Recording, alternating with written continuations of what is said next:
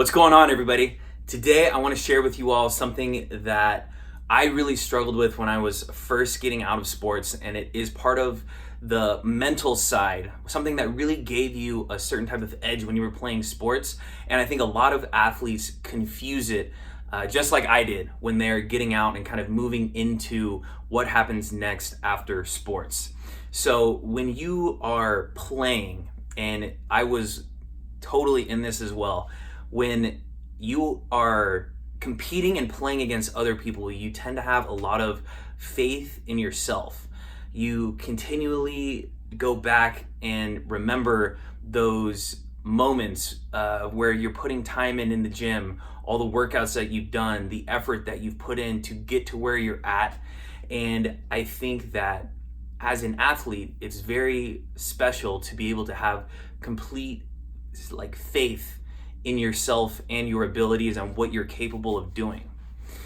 And so when I was getting ready for what was going to happen next after sports, I kind of just carried this attitude with me that whatever challenges that I faced, whatever came my way, that I would be able to handle it easily, because if anyone was going to be able to get through it, of course, I would trust myself to get to that point.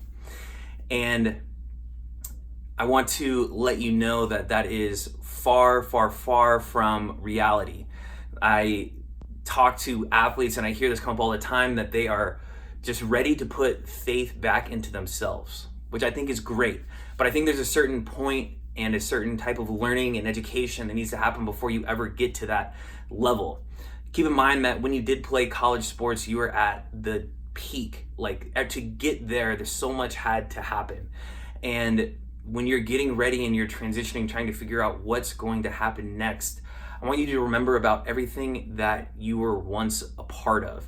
I like to think of the person and player that you became as not only a reflection of yourself, but it's a complete reflection of the culture and environment that you were a part of.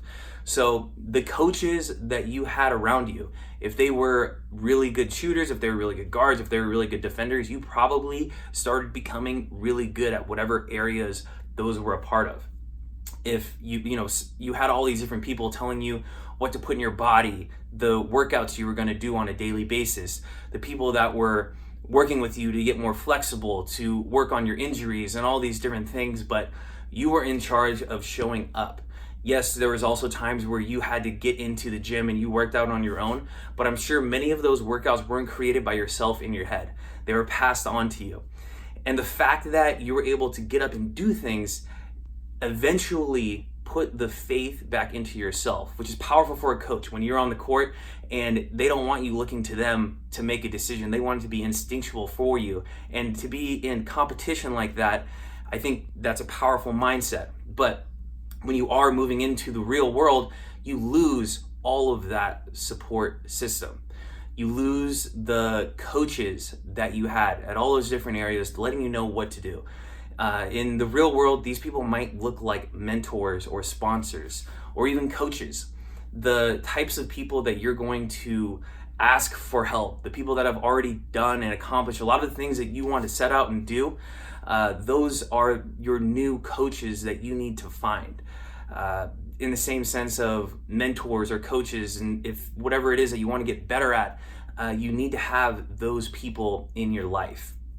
The teammates that you once had, I always like to think of the plus, equals, and minuses. And the pluses are the people that were older, the people that were probably better than you at first, and they were able to outreach their hand and pull you up. The things that took them maybe 2 years to figure out, they put you on a path where you can figure it out in a much shorter amount of time. The equals are those rivals that you had, those people that you competed against, probably frenemies, the people that you dragged them to the gym, but you secretly hoped that you were getting a little bit better than them every single day. And the last thing that you need is the minuses, and that is when you reach back your hand and drag the next person along with you, the people that you were dragging to the gym, the people that you were trying to work with to get better, because you knew in the long run it would benefit the team as a whole. But the power is in the fact that you were actually educating and teaching, and you understand the principles that you're trying to instill. And I think that this mold, this type of environment is what is really powerful and what allows an athlete to thrive in. Yes, you can do a lot of things on your own and you think that you have all of these abilities, but I promise you, you will grow so much faster when you have this type of culture and environment.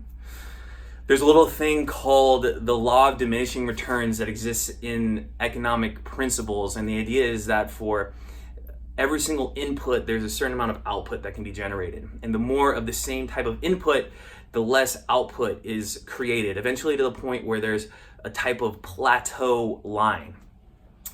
The funny thing is that in sports, you never really plateaued if you had the right people around you. You jump to high school, you continually get better. There's people on the team that are better than you, but it doesn't take an absurd amount of hours to get there. The small amount of increments, it doesn't exactly equal the same. In fact, you kind of hit this trajectory where the more valuable inputs that you put into your life, your outputs can actually stay the same. In the same sense when you get to college. And this system that I shared with you today, having those types of coaches, mentors, sponsors, people that are going to show you the way, the people that are going to be your guidance, along with having those teammates, is what I truly believe will allow you to continue to live a thriving life where you will not be plateauing, where you will never level out, but you will just continue to push past any potential that has been set in front of you.